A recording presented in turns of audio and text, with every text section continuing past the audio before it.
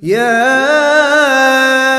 أيها الذين آمنوا اتقوا الله ولتنظر نفس ما قدمت لغد واتقوا الله إن الله خبير بما تعملون.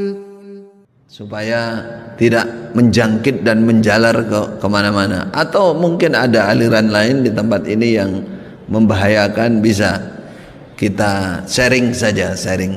Soalnya yang mirip-mirip dengan Islam Jamaah itu juga banyak. Tapi Islam Jamaah ini termasuk yang paling parah dalam sebuah aliran, itu paling parah.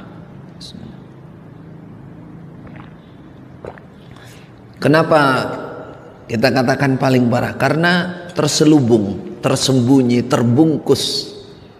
Kesesatan itu terbungkus. Bagi pengikutnya itu terbungkus dengan doktrin. Bagi yang di luar, mereka punya strategi. Semua mereka bungkus, mereka rahasiakan dengan istilah fatonah bitonah, budi luhur. Kalau yang di dalam pengikutnya, saya katakan juga terbungkus kebenaran. Kesan itu terbungkus, seakan itu baik, seakan itu benar, padahal salah. Salah menurut Allah, salah menurut Rasulullah kalau kembali ke dalil sunnah, salah menurut ijma' para ulama. Nah, itu banyak hal-hal terutama dalam akidah, Nah, bagaimana bisa menstandarisasi, bagaimana bisa menjaga akidahnya menjadi safiyah, akidah yang bersih, akidah yang khalisah, sahihah, susah karena nggak ngerti akidah. Dikasih tahu juga nggak ngerti,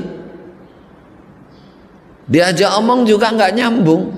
Kalau ditanya, Anda nggak belajar akidah, nggak ada pelajaran akidah. Wah, suami ini Quran dan hadis, akidah coba ada di mana? Nah, itu tokoh utamanya, wakil imam pusat itu ngomong gitu. Anda tahu nggak? Saya itu nyindir, saya itu usul bagaimana semua bisa ngaji akidah, gitu maksudnya.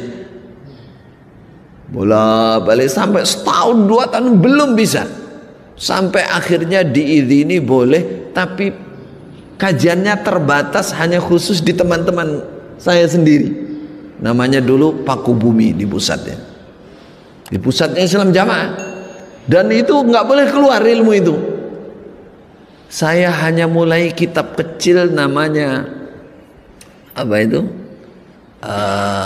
khulasah, ringkasan dari tauhid, kitab kecil tipis. Itu lama aja sampai 6 bulan, itu pun geger tok isinya. Wah, ini nggak bisa, ini kitab karangan ini macam-macam. Nah, bagaimana orang bisa mengukur apa namanya, tolak ukurnya nggak ada. Ini berapa meter mas, meterannya nggak ada.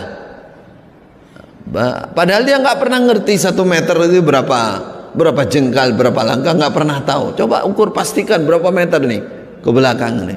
Dia bilang, oh kira-kira nih, bagaimana? Nggak ngerti, nggak bisa pastikan. Itulah kondisinya. Bukan hanya Islam Jamaah, banyak sekali alirannya seperti itu. Makanya di sini penting ya untuk mengetahui ciri-ciri aliran yang tidak benar, yang menyimpang itu harus tahu. Barakallahu fikum. Silakan kalau nggak ada pertanyaan berarti kita anggap ya. Jadi mengenai basic sama dulu yang saya alami sebelum hijrah ke Madinah salaf ini, mungkin dari sisi beramal mereka hampir mirip-mirip cara dengan kita di salaf. Mungkin yang juga yang lebih menyimpang jauh, membedakan sangat jauh itu adalah dari sisi akidah. Nah, bagaimana dulu yang dari Islam Jamaah ini kok istilahnya cara bermuamalah itu malah hampir mirip dengan kita yang ada di sunnah ini. Mungkin dari perilaku, dari sikap sama manusia,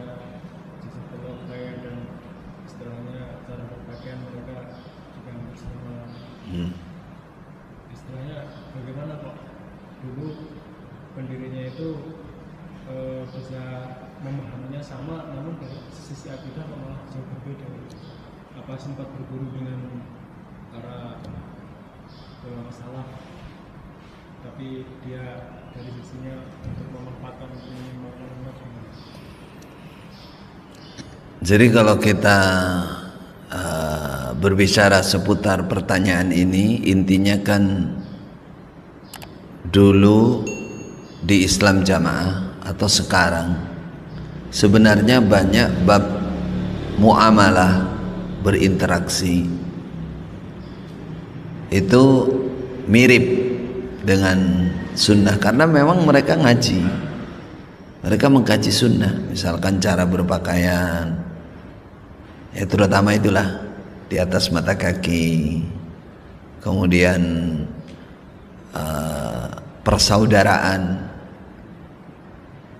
itu kan kita memang harus bersaudara kan, persaudaraan, keguyupan, kekompakan, kebersamaan itu ada di Islam Jamaah.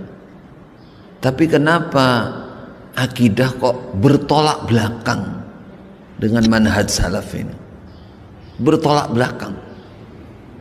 Nah, kan pertanyaan, apakah pendirinya dulu juga berguru, istilahnya ketika berada di Mekah? Tapi kenapa kok akidahnya kok tidak mengikuti manhaj salaf? Ini pertanyaan yang dalam sebenarnya, tapi kita tidak bisa menjawab kepastiannya karena kita nggak bertemu beliaunya kan. Nah, cuman memang kalau dilihat sejarahnya, pendiri ini yang namanya Pak Haji Nur Hasan Al-Ubaidah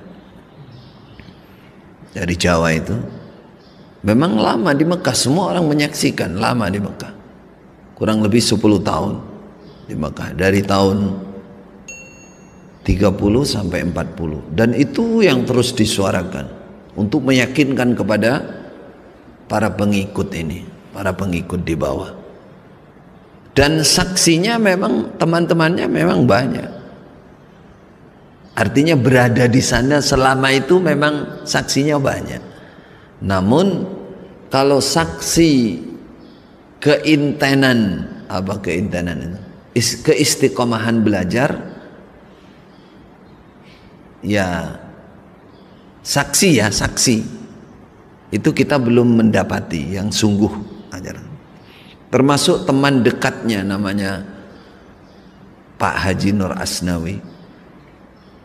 Kebetulan dua-duanya ini kakek istri saya.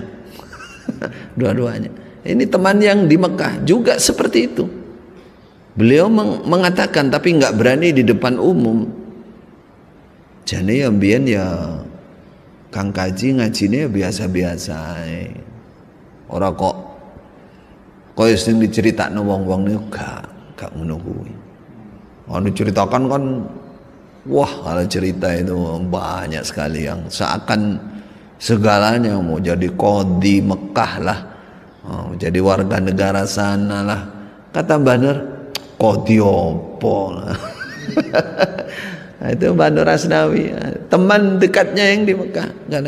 Kan disebarkan bahwa wah, Pak Haji Nur Hasan dulu dijadikan hakim, qadhi itu hakim di Mekah. Kata Mbah Nur Asnawi, saya tanya itu, saya masih ingat bahasanya beliau, qadhi opo ya. Wong Indonesia ya ora iso, Jawa mana qadhi ya wong Arab iku, wong syekh-syekh itu wong Arab iku. Indonesia yang mana bukan warga negara sana. Jadi banyak hal-hal yang janggal. Makanya kita katakan kalau keintenan dan bukti-bukti orang berguru kan otentik kalau di Mekah. Sudah pasti. Kalau orang sekolah lebih otentik lagi. Kalau sekolah bener loh ya. Walaupun hilang, coba kalau sekolahnya benar di Indonesia aja, kalau kehilangan ijazah sekolah, bisa nggak kembali ke sekolah itu? Kira-kira cari lagi atau minta lagi, bisa apa nggak? Bisa. Sama di Mekah malah dijaga itu, apalagi sekolah agama, nggak mungkin nggak. Lah ini katanya lulus, tapi ijazahnya nggak ada, hilang mudah dicari, mudah. Mudah, sekolahnya ada, Darul Hadis ada, semua ada. Lah catatannya di Darul Hadis namanya saja nggak ada, dan nggak ada yang kenal. Nah mungkin kalau namanya orang, kalau di Mekah itu ilmu itu terbuka, sampai sekolah pun orang bisa, siapapun datang, mustami sekali waktu. Apa mustami? Dengarkan, bukan murid yang reguler, murid yang datang keluar masuk sekali. Mungkin karena kayak di Masjidil Haram saya sekolah itu ya terbuka tempatnya, siapapun bisa duduk di situ. Makanya ada 3 golongan, ada muntazim reguler yang tiap hari masuk, muntazim dicatat resmi, ada absenan. Ada namanya muntasib. Muntasib itu ya kalau di sini apa? Kuliah terbuka itu. Datang ujian aja. Ada namanya muntasib. Ada yang mustami'. Kalau yang muntasib ini pasti ada ijazahnya, bisa dia, tapi ada kodenya, ada tulisannya. Kalau mustami' ya nggak dapat. Kalau kita dengarkan dari, sampean biar tahu, dari Pak Nur Asnawi, Mbah Nur Asnawi itu nggak, beliau nggak menyaksikan kok. Oh iya aku sekolah tenan, aku enggak. Malah yang sering diungkap itu, alah biar nek ngaji no turu. Ngaji nang ada syekh, bila sebut Syekh Ghazawi apa siapa gitu, ngaji seperti itulah, apa namanya, Adhkar Nawawi, kitab atau Zawajir. Katanya ada kitab itu tinggal bandalan itu. Jadi ada 2 tempat, yang sini ngaji, di kamar situ tidur. Lah itu yang diomongkan oleh teman dekatnya yang mendampingi di Mekah. Tapi yang disuarakan itu luar biasa. Nah, itu kondisi belajarnya. Saya katakan tadi, kalau saksi hidup, saksi yang itu nggak ada yang menyatakan itu. Dan bukti-bukti apa namanya legalitas itu nggak ada juga. Makanya dari dulu kan kalau ditanya mana sanadnya, hilang di mana? Di becak. Nah, wes ngono wae. Zidungnya di bawah ya, percaya. Ini yang kita sampaikan, yang kita tahu, yang kita dengar. Kemudian yang kedua, benar seperti tadi. Ya, cuman saya kira yang mereka sukai aja. Mereka sukai hal-hal yang justru banyak dikuatkan, misalkan masalah jenggot, masalah apa. Sekarang mereka dilarang tuh. Berjenggot itu semacam dilarang karena mirip sama itulah yang keluar yang murtad itu. Jadi kalau jenggotnya nggak panjang, curiga mereka sana. Nah, kalau pakai top begini, baju gini, nggak boleh sekarang. Karena itu ciri-ciri orang murtad. Waliyadzubillah. Padahal jelas dia ngaji hadis ada. Abu Siap paling dicenanginya baju bagi Rasulullah al-qamis. Qamis, baju panjang seperti ini. Walaupun tidak wajib, tapi itu kan kita kan, itu kan paling tidak nggak menghina kan, nggak menghina. Ini nggak wajib memang pakai, sebenarnya nggak wajib. Tapi kalau ada orang pakai seperti itu, masa dilarang?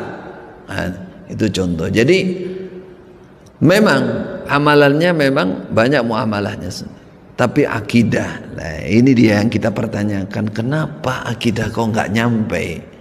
Padahal namanya as-salafus saleh, manhaj salaf itu dahulu utamanya akidah. Di Mekah pertama kita belajar itu, saya yang terkaget-kaget itu, ya Allah, akidah terus di masalah akidah tauhid. Di setiap forum pengajian ini tauhid, tak isinya akidah. Lah ini kok saya ngaji di tempat saya dulu bertahun-tahun, ya Quran hadis ini kaji. Tapi pendalaman nggak ada sama sekali, nggak ada. Lah ini dia. Maka kalau bertempatnya di sana iya, belajarnya iya, cuman saksi keintensnya, kesungguhannya tidak ada. Kemudian bukti-bukti legalitasnya juga tidak ada. Nah, kalau dibicara hebatnya, nah, kalau di Jawa itu namanya keramat. Nah, iya, karena memang turunannya, bahkan ada silsilahnya Raja Solo, ada turunannya. Bahkan kakek-kakeknya tokoh-tokoh yang punya ilmu-ilmu di zaman dulu kan dianggap wali. Ya memang itu. Tapi kalau masalah akidah ternyata nggak nyampe. Nah, berarti kalau kita simpulkan, ya hanya lahirnya saja, Mas. Kita nggak bisa memastikan apakah saat itu memang belum disampaikan, ataukah kalau kita menilainya kan sekarang. Yang kita nilai yang ada sekarang, kita sebut itu penyimpangan. Itu penyimpangan. Sekarang coba takfir,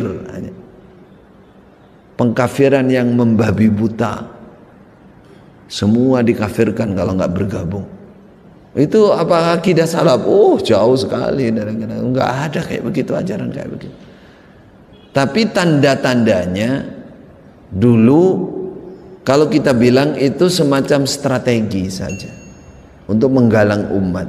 Karena dalam prakteknya yang namanya Pak Haji Hasan nggak seperti itu dalam praktek. Contoh, dia menikah biasa saja, menikah dengan Nahdiyin juga banyak, malah rata-rata dari Nahdiyin istrinya. Muhammadiyah iya masih ada itu, yang istri yang asalnya Muhammadiyah sudah sepuh juga. Yang bekas istrinya juga menyatakan dulu saya dinikah masih Muhammadiyah. Nah, itu. Dan seterusnya. Artinya dulu sebenarnya umpama itu betul keluar, itu mungkin itu strategi. Strategi apa? Strategi ya untuk kepentingan pribadi, otomatis kepentingan membentuk satu golongan supaya kuat. Nah, disinilah saudara, kalau kita dengarkan dari orang lama, contohnya begini. Dulu ada namanya Pak Khairi. Pak Khairi itu santri asal, terus ikut masuk di dalam Jamaah Jokam. Ini yang saya dengar dari imam yang sekarang yang cerita. Makanya ini salah satu pertanda ya. Tapi kita nggak bisa memastikan itu dulu strategi atau sungguhan gitu. Jadi Pak Khairi ini dia seorang santri yang sudah nausarabnya juga sudah bagus, termasuk dulu yang ngajari kami Alfiyah Ibnu Malik itu sebagian tapi nggak banyak. Jadi ketika Pak Khairi ini adalah ketua Mubalek, Mas, zaman dulu, zaman Pak Nur Hasan. Terus dia menyatakan orang mengucapkan la ilaha illallah bisa masuk surga. Itu di sidang. Di sidang, ngerti di sidang?